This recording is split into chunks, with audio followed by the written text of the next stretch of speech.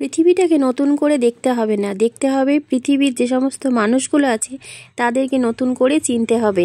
কেননা চেনা মানুষকে এত অচেনা লাগছে জানি না তারা কেন মুখ ফিরিয়ে যে থাকে।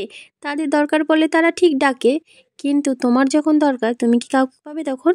তো যাই হোক, আজকে আমি চলে এসেছি ঘুগনি নিয়ে। তো দেখো আমার ঘুগনি রেসিপি তোমরা সবাই পারো, তাও আমি একটু দেখানোর চেষ্টা করলাম। আলুটা এখানে ভেজে নিলাম, তার সাথে ফোড়নটা দেখতেই পেয়েছো, গোটা জিরে, শুকনো লঙ্কা, তেজপাতা। আলুটা ভাজা হয়ে গেলে দিয়ে দিলাম একদম সাদা সাদা নারকেল কুচো।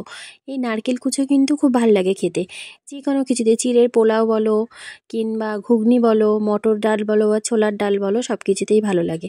তো যাই হোক, এখানে আমি এটা নিরামিষ করছি না, তোমরা চাইলে নিরামিষও করতে পারো।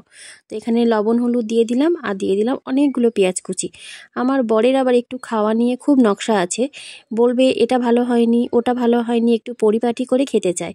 তো থাক না, পৃথিবীতে 2-4 দিনের মেহমান, তো সেই দুদিন না হয় একটু পরিপাটি করেই খেলাম।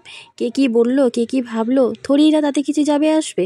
যে যার মতন কাজ করো, ফল কিন্তু ওপরে গিয়ে আমরা ঠিক পাবো। তো এখানে একটু রসুন বাটা আর একটু দিয়ে দিলাম 2 শুকনো লঙ্কা, কাঁচা লঙ্কা। তো এটা দিয়ে ভালো করে নাড়াচাড়া করে নিচ্ছি। ভালো করে ভাজতে হবে, রসুনের কাঁচা গন্ধটা চলে গেলে তারপরে কিন্তু অন্যান্য জিনিসগুলো আমাদের দিতে হবে। আর দিয়ে দিয়েছি অনেকগুলো টমেটো কুচি। টমেটো কুচি দিয়ে ঘুগনি খেতে কিন্তু ভালোই লাগে, তার মধ্যে যদি থাকে ধনেপাতা, কিন্তু আমার ঘরে ছিল না ধনেপাতা, তাই দেওয়ার চেষ্টাও করলাম না। তো লবণ দিয়ে আবার একটু নাড়াচাড়া করে নিলাম। এটা যখন ভালো করে কষে যাবে, আমি কিন্তু আর এর মধ্যে কোনো মশলা দেব না, এটাই কিন্তু সুন্দরভাবে হয়ে যাবে। তো এটা তোমরা রুটি, পরোটা, মুড়ি এসব দিয়ে খেতে পারো। আমার সব থেকে ভালো লাগে মুড়ি খেতে, তাই আমি একটু মুড়ি দিয়েই খেয়েছিলাম। আর দিয়ে দিলাম অনেকখানি শুকনো লঙ্কার গুঁড়ো। একটু ঝাল ঝাল টক টক মিষ্টি মিষ্টি না হলে কি আর ঘুগনি ভালো লাগে?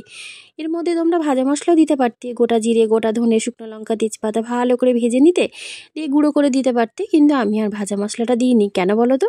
কেননা আমার বরাবর ভাজা মশলার গন্ধটা নিতে পারে না। তো ঠিক আছে, কর্তামশাই যখন রান্নাটা করছি, তখন না হয় তার কথাটা মাথায় রেখেই চলতে হবে। তো যাই হোক, মটর তো আমি আগে থেকেই সেদ্ধ করে রেখেছি। এবার মশলাটা কষা হয়ে গেছে, এবার আমি দিয়ে দেবো মটরটা, ঢেলে দেবো এর মধ্যে। ঠিক আছে, কি সুন্দর তেল ছেড়ে গেছে, দেখতে কিন্তু খাসা হয়েছে। এরকমভাবে আলু আর নারকেল ভাজা দিয়েও কিন্তু রুটি খেতে বা শুকনো মুড়ি খেতেও ভালো লাগবে। বিশেষ করে নিরামিষ দিন একটু ঝাল ঝাল খেতে ইচ্ছা করে। তো সামনেই কিন্তু চৈত্র মাসের শিব পুজো আসছে, তখন কিন্তু অনেকেই উপোস বার করে, তখন কিন্তু নিরামিষভাবে এরকম ঘুগনি তোমরা করতেই পারো। একটা রেসিপি দেখিয়ে দিলাম, আইডিয়াও পেয়ে গেলে। কেউ নিরামিষ করবে, কেউ আমিষ করবে, খেয়ে নেবে ঝটপট।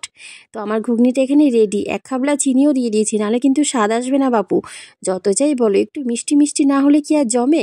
তো এখানে একটু চিনি দিয়ে দিলাম, তারপরে আমার রেডি। তোমরা চাইলে এখানে ভাজা মশলা, ধনে পাতা, একটু সামান্য পাতিলেবুর রস এগুলো দিতে পারো। আমার বর যেগুলো পছন্দ করে না, আমি সেগুলো দিলাম না, কেননা কর্তামশাইয়ের হুকুম বলে কথা। আর সবাই ভালো থেকো, সুস্থ থেকো, সাবধানে থেকো। ভিডিওটা দেখো।